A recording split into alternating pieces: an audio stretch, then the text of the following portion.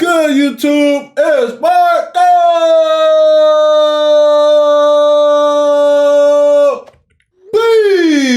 Back with another video, man. Thank you, Jesus, for allowing us to be here another day. Today, we got the weekly recap, week 19. Y'all already know what time it is, man. This video is almost 30 minutes long by itself, so I'm not going to waste no time getting into it. Hit that like button, hit that subscribe button, turn those post notifications on. Let's see what happened this week, man. It is week 19 of the NHL season. We got a teenager making NHL history. Boy. Teams are shocked. Oh, hold on, y'all. Wait, let me make sure. Okay. I thought I was about to get hit with an ad, yo. I was finna come apart. Matthew Schaefer, first rookie to 20 goals. Shout out. Shocking us by how good and bad they truly are. Guys are trying to take each other's heads off with their stick, and the trade deadline has set teams up for the final push for the playoffs. A lot has happened this week, so let's dive into the full recap of week 19 of the NHL season. Now, getting back into the motion of the ocean here is the Penguins versus Golden Knights. Hope you enjoyed the Olympics. We may never be going back because Sidney Crosby's out for at least a month, in which case that is no bueno for the Penguins as they push for the playoffs. However, they've looked pretty good coming off the break, spanking Vegas 5-0, who, by the way, are back to being the Vegas injured reserves. As before the deadline shocker, Mark Stone gets a nothing cross-check and seems to tweak something. Hope he's all right, but I'm sure he'll be just fine for game one of the playoffs. Next, another blowout from the Blackhawks, if you can believe it. Arvid Soderblom had himself a night. He shut out Utah, who are in the dog race for the wild card spot in the West. Wow. Sharks are also trying to do the same, staying in the mix, trying to squeak in. They're going up against the gold medal man himself and the American hero, and Connor Hellebuyck. And watch this. His ass is out for the count. Wide open net. Hellebuyck starts feeling lovely. Absolute robbery. Snagging this one out of the air. The Sharks peppered this guy until the dam finally broke. Michael Misa, 1-on-3 in 3-on-3 OT. He says, screw it, I'll do it myself, and beats Hellebuyck. At least one Canadian could do it as the Sharks get a huge he got a huge win. Meanwhile, Minnesota fumbles a great opportunity to make up any ground on home ice to the Blues against Dallas in round one. Got to take those gimme games against St. Louis if they want that. The Blues get 2 points they don't need because they're going to be selling all week here with the deadline coming up. So are the Flames, who get to experience the Mason McTavish shootout special. It takes 2 to 3 business days to come in, fakes backhand to get the tendy reaching like a fool, and then slips it 5-hole for a cheeky little reminder to close your damn legs. Ducks win and are starting to look like the favorites here to actually take the Pacific Division. Whoa! About 75% of my viewers aren't subscribed. So if you aren't subscribed, hit that subscribe button for me. Turn those post notifications on. It really helps the channel out and helps the channel grow. Now, back to the video. Wow. I didn't realize the Ducks were that high in the Pacific Division. But the most important game of Sunday was by far this one between the Panthers and the Islanders. These types of games in the Eastern race are playoff games right now as the Panthers are in do or die mode. Let's go to this while they're up 2-0, and Matthew Schaefer, the 18-year-old, does it himself. First, he doinks it off a couple sticks and legs, cuts the lead to 1 for his 19th of the season. That means he's got more goals than years lived on this earth as a D-man. And then later, with the game, more goals than years lived is insane. I mean, a lot of players got that, but that's kind of crazy for being young like that. Game tied at 3s. He comes down Broadway, clean look, and rifles one. 4 goals in his last 2 games. Canada left him at home, and he becomes just the 4th rookie defenseman in NHL history to score 20 goals. That was an absolute dagger to the defending Cup champs, too. Wait, what? History. Canada left him at home, and he becomes just the 4th rookie defenseman in 4th rookie defenseman in history. 1, 2, 3, him.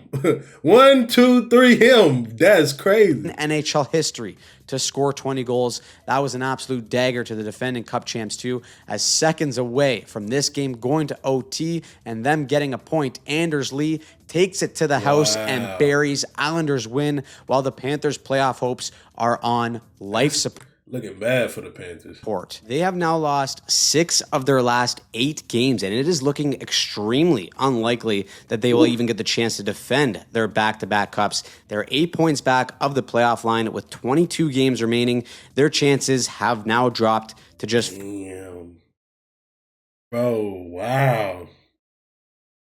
We're 60 games into the season, or 60...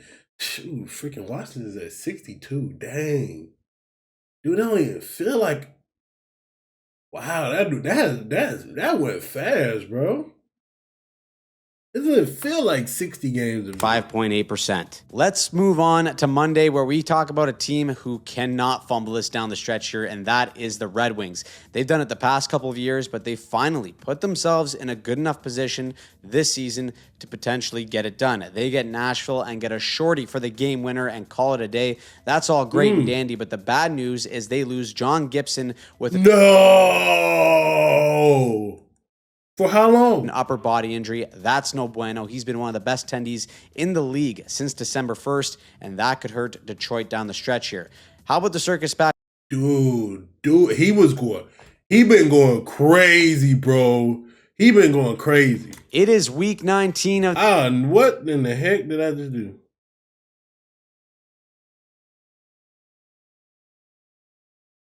Couple of years, but they finally get Nashville and get a lose John Gibson with an upper body injury. That's no bueno. He's been one of the best tendies in the league since December 1st, and that could hurt Detroit down the stretch here. How about the circus back in New York, too? The Rangers' home game usually means that there is no goals and bitter disappointment. Good news. It wasn't the first part. There were goals, but bitter disappointment for the Rangers did... Like he can't stop himself. He wants the last. They were actually down 4-0 in this game and showed some balls coming all the way back. But Kirill Marchenko says enough is enough in OT, and he rifles one for the game winner, which is big for Columbus. Next up is Leafs versus Flyers. Philly is trying to get things back on the rails here after being in a playoff spot for the first half of the season and then letting the wheels fall off prior to the break. The Leafs, on the other hand, have single-handedly canceled the parade by being ass. Let's pour one out here for Anthony Stolarz, too, who got absolutely bullied in the shootout. First, by Matvei Michkov, who gets him sliding into the concession stand, and then Trevor Zegras, Mr. Automatic, makes Stolarz look like it's his first day at the office with that rip. Flyers win in a shootout to stay 4 points back of a spot, while Toronto is basically finished. There's also been no quieter wagon in the league right now than the Carolina Hurricanes. Happens every year because they're just expected to be damn good, but Seattle comes in with a little heater of their own at home, taking down Carolina 2-1. Quick thoughts on Seattle here. They're now third in the Pacific. Look at that. They're cracking? Oh, man. If they made the playoffs, it should just automatically be the release the Kraken. That should be their slogan for sure.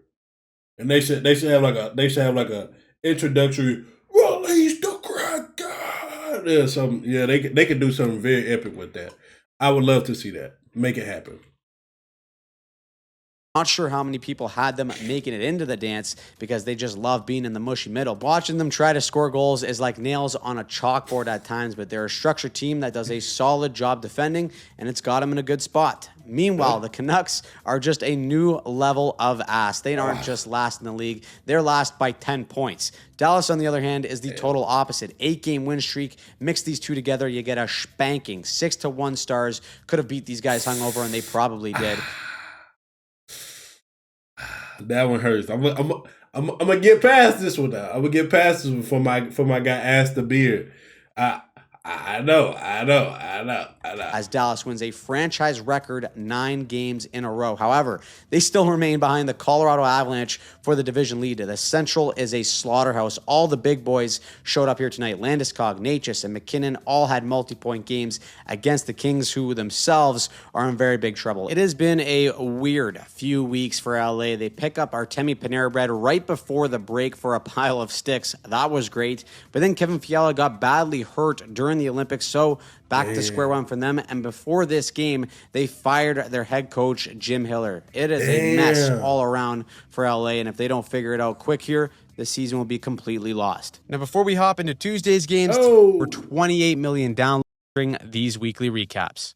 We start Tuesday with probably the two most disappointing teams this season. The Panthers and the Devils both are amongst the bottom three in the East, and it's truly looking like Florida is finished here. Jersey comes in and spanks them 5-1, and now they just have a 3% chance of making the playoffs. I think the gas tank has them 5-1, and now they just have a 3% chance of 3%.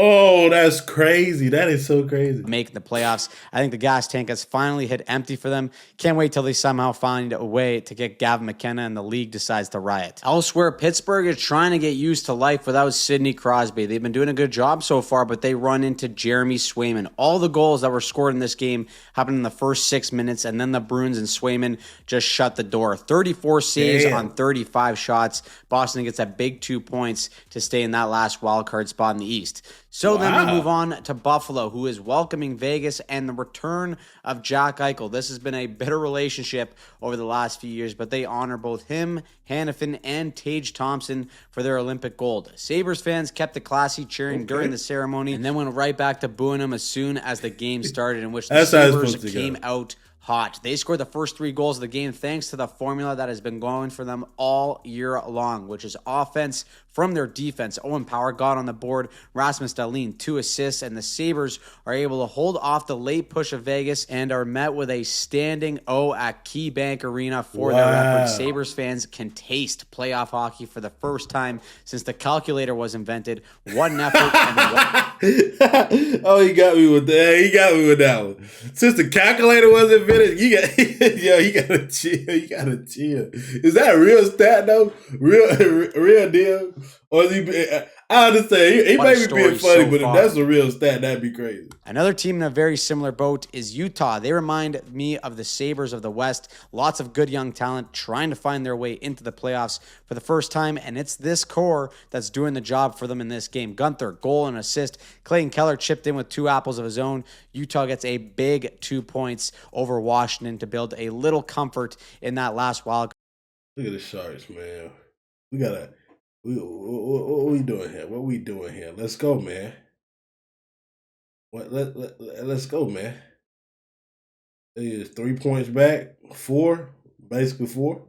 Card spot in the West. Caps are in trouble too, and it doesn't help that the Blue Jackets keep on winning it. You got guys putting a puck in their own net, and they're still finding ways to come away with the W. Late game winner from Charlie Coyle, who just throws another wrench into the Eastern Conference playoff race with all these teams in the mix here. The trade deadline is going to be fun. That being said, we already got movement around the league. Chicago and Edmonton make a decent deal that sends defenseman Connor Murphy over to the Oilers in exchange for a pick. That means Connor Bedard steps in as the new assistant captain in Chicago. Looks good, plays good, gets 2 assists on the night, but ultimately falls victim to being on the Blackhawks. Shafley gets the OT winner.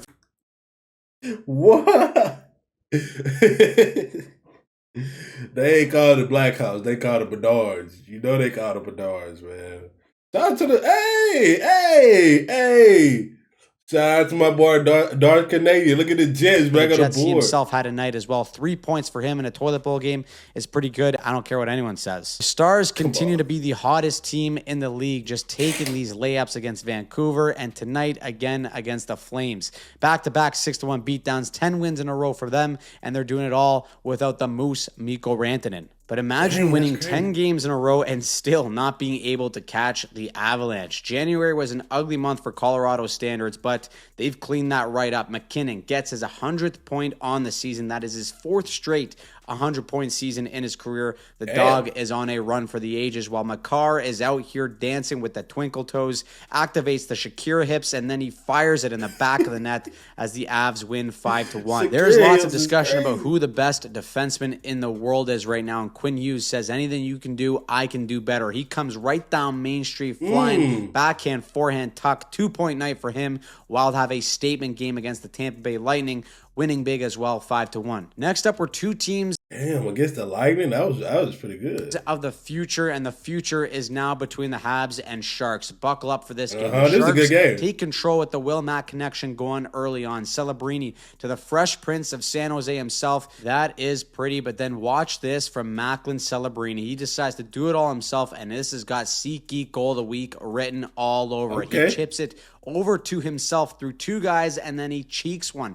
5-hole from distance against Dobish for his 30th goal of the season. If the Sharks make the playoffs, I don't know how this kid doesn't win the MVP and Hart Trophy. That being said, they almost blow it in this game as Montreal comes back after being down 5-2 in the third. We got a barn burner here, but then the Sharks get some heroics from Kiefer Sherwood on the power play. That's his first as a Shark, and that would be the game winner. He was laying chirps all game too on Josh Anderson. What a mad he's been as the Sharks get a big 2 points. Finally, we have the Sens versus the Oilers. The talk around town is that the Oilers can't get a save and can't really defend right now. Luckily, they have the two biggest offensive cheat codes in the game. Let's go to this one tied 2-2 in the second, and then the Sens score twice in 40 seconds, which means if the Oilers...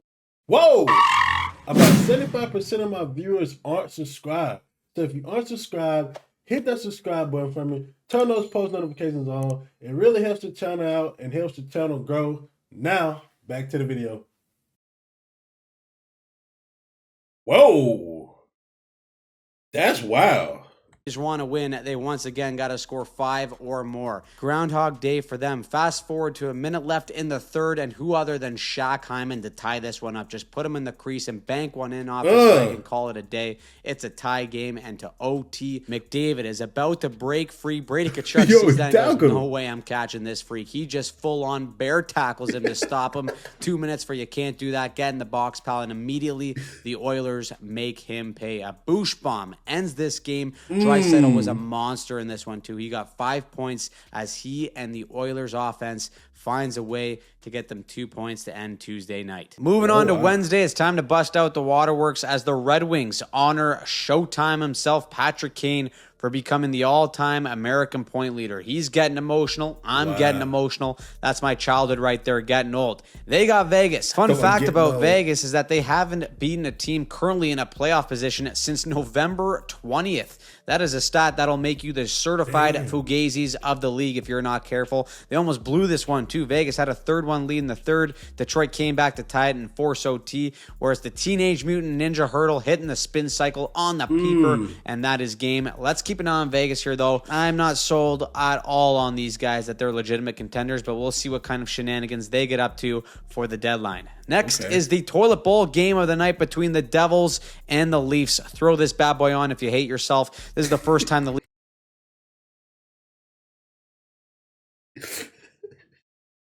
You gotta chill, man. He's talking about throw it on if you hate yourself. Come on, bro. Leafs stood a chance to win a game since the Olympic break. They almost do it with a late lead, but you gotta know something's for certain. It's death, taxes, and former Leafs coming back to absolutely teabag them. Downtown Connor Brown ties it up. It goes to a shootout where Jesper Bradatouille goes top bunk to end the game. And yeah, it's officially time to tank in Toronto. Throw up the for sale sign and hope you plummet bad enough that you don't give Boston your pick again. No one, however, is going to out-tank the Canucks. They already put up the for sale sign and got rid of Tyler Myers for a second and a fourth. Not a bad trade. I don't mind it. Everyone's pretty much rumored to be out of there anyways, so we'll see what comes up for the deadline. Carolina, though, is the lucky team to come in and take their 2 free points and move on. And let me know if you've ever seen anyone more pissed off that they got a Hattie than Nick Ehlers right here. Buddy is just fuming on the bench after scoring 3. Can't imagine what he's like when he doesn't score. You can add the St. Louis Blues to the teams that are also sellers as well. They were able to beat Seattle tonight, but they're rumored to be having big pieces going out too, like Robert Thomas, Jordan Binnington, and Colton Parayko. Those names could be juicy to teams like the Ducks and Islanders who are looking to add while going into the dance. But tonight, they're squaring off against one another, and Anaheim is starting to hit a groove here. Cutter Gauthier has been an unbelievable trade for the Ducks. He gets his 30th of the season, and the rookie Beckett Seneca has just stepped into the league with purpose. He's got 50 points on the season. Ducks lay a beatdown on the island 5-1 to end Wednesday night. Now, Thursday is the eve of the trade deadline, and we got 2 sellers in our toilet bowl. Leafs versus Rangers, 13 seconds in. Matias Maccelli scores to take an early lead. Okay, is this finally the time Toronto pulls off a win here? No. Rangers score 4 in the third. Spank the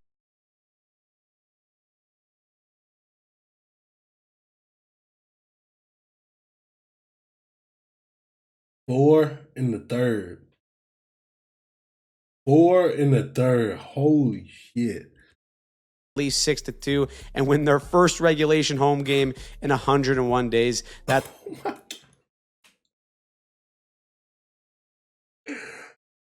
Oh my goodness. I remember, bro. I remember when I first started getting into hockey and somebody explained to me what the Leafs were. And who was it? Who was it? God almighty. I guess I have to go back and look, but they told me that the Leafs were they told me this were the Leafs. And I see it now. I see it. I understand your pain. That's how bad these two teams are. Quite hilarious, if you ask me. But it's starting to feel like this Leafs team is ready to go on a full 18-wheeler off the cliff after the deadline.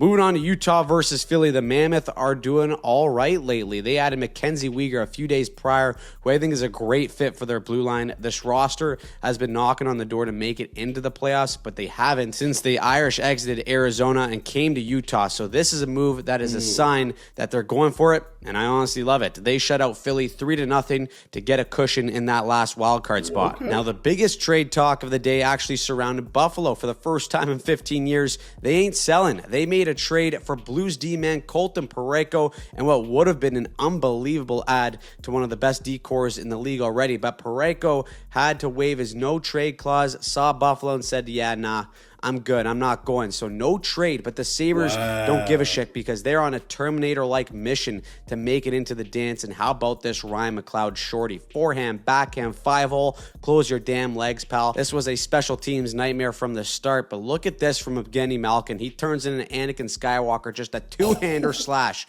right to the head. That is no bueno. You can't do that. They're already missing Sid, and he's probably going to catch a suspension for that. Malkin gets a major in Buffalo, never looks back. 5-1 beating, and they tie the Tampa Bay Lightning for the top spot in the East. Welcome to the Twilight Zone, ladies and gentlemen. Wow. I thought I'd never see the day. Meanwhile, the Atlantic took a beating. Tampa lost their fourth in a row. They look like they're still hungover from... Hold on. Is that 2 in a row for the Jets? Smashing beers on the beaches of Cabo during the Olympic break. Florida has completely waved the white flag on this season too, as Columbus steps up to beat them 4-2. The Jackets have been a whole other animal since they hired their new coach, Rick Bowness, and then they traded for Connor Garland too after the game, which is a fantastic ad for their final push to make it into the dance. They're just 1 point back of Boston, who is getting the sweaty glove, no love treatment from UC Saros. This has got to be SeatGeek save of the week right here. Saros on his caboose, no stick or anything, just flat out robs Lindholm point blank. Put that in your pipe and smoke it. How do you like that one, pal? Boston. Put that in your pipe and smoke it, please. No.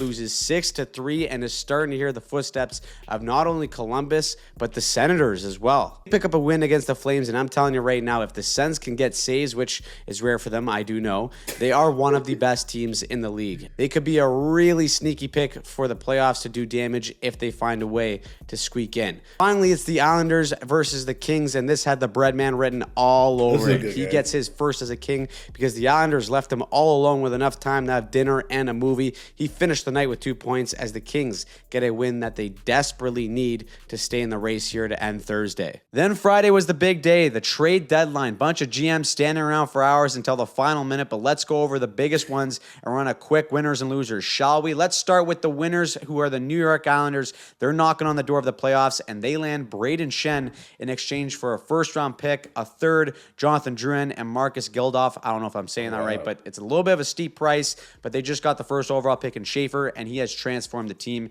The East seems as wide open as ever, so I like it. Next are the Ducks, and absolutely out of left field, they pick up the Caps' #1 defenseman in John Carlson. And what was a day that made Ovi severely depressed to hear the news. 18 years as a Capital, went to war and won a cup for the franchise as the number. That's nuts. 18 years. Pressed to hear the news.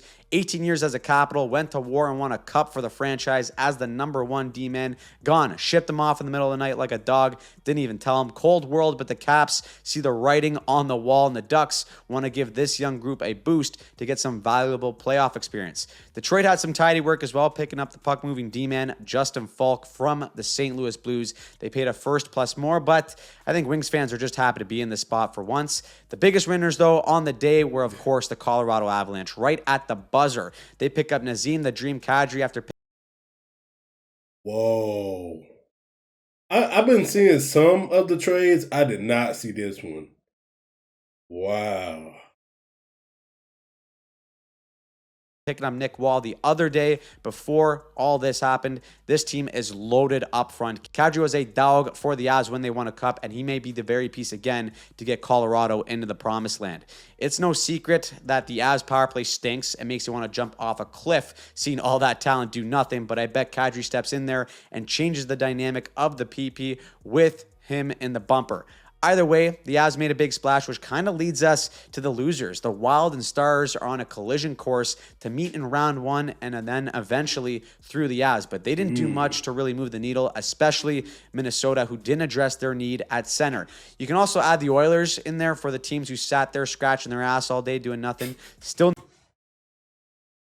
Yo, he gotta chill. He said he did sat there scratching their ass all day. No real tendy for McDavid. Out east, the Habs didn't do much. I thought they would do more despite having a young core ready to take the next step. And the Leafs, well, the Leafs lose at everything nowadays. They made trades for Bobby McMann and Scotty Laughton, but the return was no bueno, and Leaf fans are not happy. Now, by the end of all that, we still had games to play on Friday, and it started with the Habs and Ducks. No John Carlson for Anaheim yet, but this was a barn burner as expected. The Habs are down 4-2 in the third, and just like they did in San Jose, they score 3 goals in under 5 minutes, including 2 from Cole Caulfield to take a 5-4 lead. But Chris Kreider, the PETA guy from Sausage Party himself, is still out here tormenting the Habs franchise ever since 2014. He ties the game with 40 seconds left for his 4th point of the night, and then Alex Killorn calls game in the shootout. Ducks fly together, baby, and they're now 8-0 in the shootout this season. And because the Golden Knights are playing like absolute ass right now and lost to Minnesota, Anaheim is now first in the Pacific. Then Detroit played Florida, and it was the Matt Tkachuk show. He gets a hattie in this game as the Panthers finally pull off a win here. It's too little, too late, and all it's really doing is hurting their chances at Gavin McKenna, but I'm sure everyone's okay with that happening. Big news out of Chicago as well, too, as Captain Nick Foligno was sent to the Minnesota Wild for future considerations to join his brother. What the hell does that mean? No clue, but they basically shipped him off for a roll of clear tape, and now the Bro, say we'll trade him for some thoughts in the future.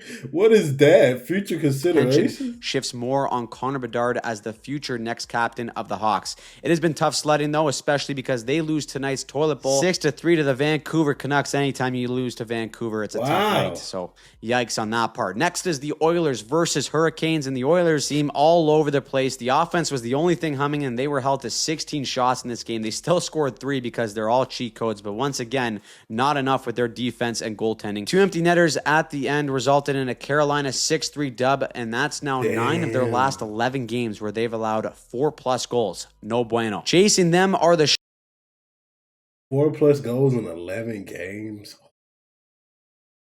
Yeah, oof, that's rough. Sharks, who got St. Louis, and it was rumored that half of St. Louis would be out of town, especially Robbie Thomas. San Jose would have liked that because he steps up and cleans up the garbage for the OT winner as the Blues take it 3-2. And then finally, it is the Juggernauts. Avs versus Stars. Buckle up for this one. Only one of these teams will make it past the second round. Right away, Mackenzie Blackwood gets lost at sea. Oh, my dear boy. Yeah, that one, watching that was rough.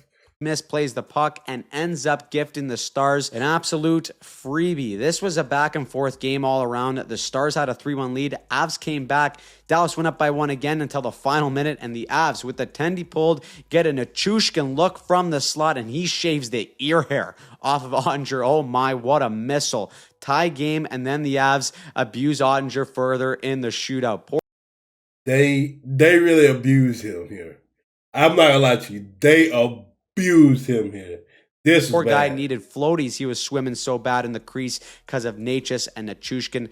Pretty shootout goals. What a game as the Avs snap Dallas's 10-game winning streak to end a wild Friday night of hockey. Now we go into Saturday, day 1, without John Carlson for the Capitals. It's a new era and one that starts with an L. Boston has been incredible at home this season. I was about to say Boston's playing pretty well, bro.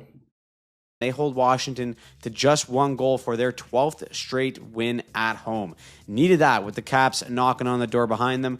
The Caps, though, may just completely falter down the stretch here after the Karlsson trade, but we'll see. Next is our toilet bowl game of the night between the Rangers and the Devils. But anytime these two teams meet, there's always drama. And is there any hotter player in the world right now than Jack Hughes? The Golden Boy is the crown of USA Hockey, and he has himself a game. First, check out this piss missile from the point. Frame that one on your fridge. He then follows that one up with a goal on the B-way and tops it all off with a hattie in the empty netter. Tells the crowd to throw those hats and get some USA chants going in the process. When he's healthy and on his game, he's one of the best in the world, and we saw it firsthand in this one. I also can't believe we live in a world now where the Sabres are legitimate wagons. They win their 6th in a row against the Preds. No one saw it coming, but everyone's glad to see it anyways. Same as the Penguins, who get some news on Evgeny Malkin. He's got a 5-game suspension for attempting to chop down Dahlin's neck. The good news, though, is that Sidney Crosby is back on the ice practicing. The report is that he's a lot closer than anticipated. So that's great news. I was going to say, holy smokes.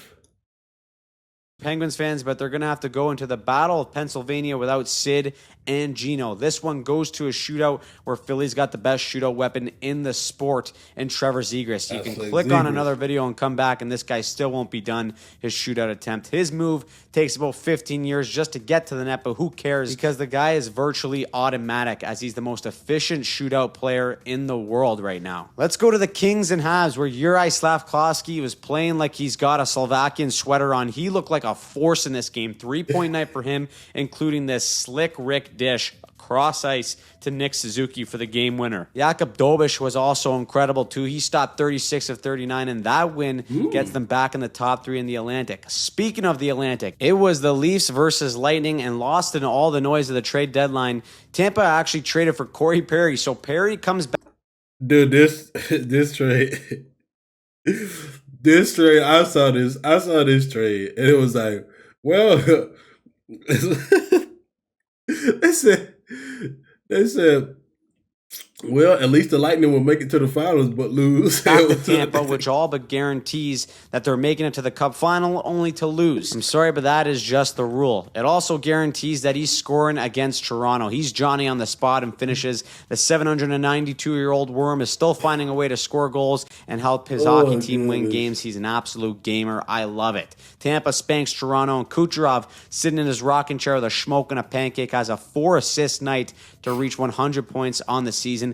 This is a colossal failure of a season for Toronto, and it looks like it's only going to get worse. Now let's go to two teams who have been red hot lately in Columbus and Utah. Watch this slick Rick stuff from Logan Cooley. Forehand, backhand, roof gave Utah the 2-goal lead with 10 minutes left in the third. Then Columbus scored twice to tie it up, and then we got an old Gen Z line brawl. Everyone grabbed the guy. We were actually lucky enough to see a few fights in this one, and Damian Severson, after the brawl, tries to pump up the crowd and says, "Are you not entertained?" And remember that, because in OT, Cooley one time's at home and shushes the crowd, tells him to I like that. I like that right there. I like that. Shut the hell up and go home, as Utah takes the 2 points and says, thank you very much. Also, how lucky are we? We get 2 toilet bowl games in one day. Our second one is the Canucks versus Jets. But you know what? Winnipeg isn't exactly out of this thing. I was gonna say, Jets been playing good though. Get some late heroics from Gabe Velarde to tie the game with 5 minutes left, and then Josh Morrissey wins it in OT, meaning that they're just 5 points back from a playoff spot. Listen, if any team can get hot, it could be the reigning President Trophy champs, especially if Hellebuck locks in here. It would be an unbelievable story considering that they lost 11 games in a row at one point this season. Another team I'd want no part of if I made it in is Ottawa. They put up a touchdown against Seattle. They got to be near perfect, but if they get the goaltending, they are dangerous. Finally, in San Jose, it's the battle of a couple teenagers who are way too good for their age. Celebrini rifles his 32nd goal of the season to tie the game 1-1, and at the horn, both he and Schaefer start pushing each other around in a scrum. Like to see that. Only for Schaefer to get the last laugh in OT. He sets up Horvat, who slices through the defense like a hot knife through butter and calls game, as the Islanders remain a perfect 9-0 in 3-on-3 overtime this season. Both teams are fighting for their playoff lives, so that is a big extra point.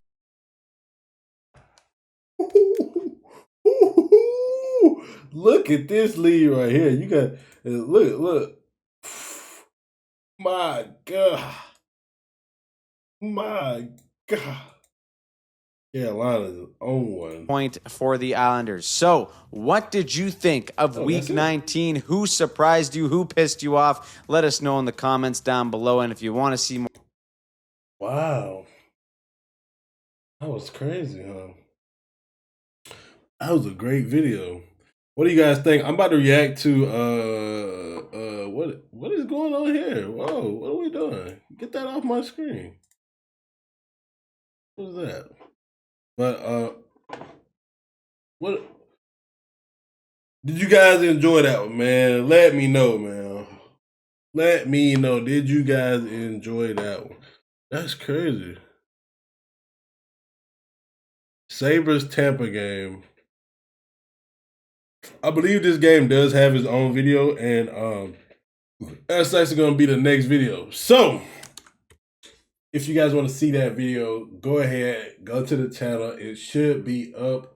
If not, it will be up very, very soon. I put Stars and Avs was the game of the week, but my guy William, he said, nah. You got to check out this. Who is it? Sabres in Tampa Bay. You got to check out that game.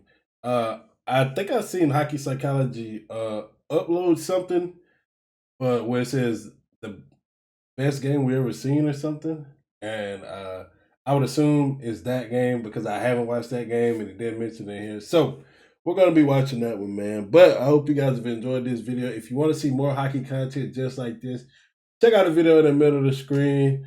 Stay peaceful, stay positive, stay disciplined, and always be kind.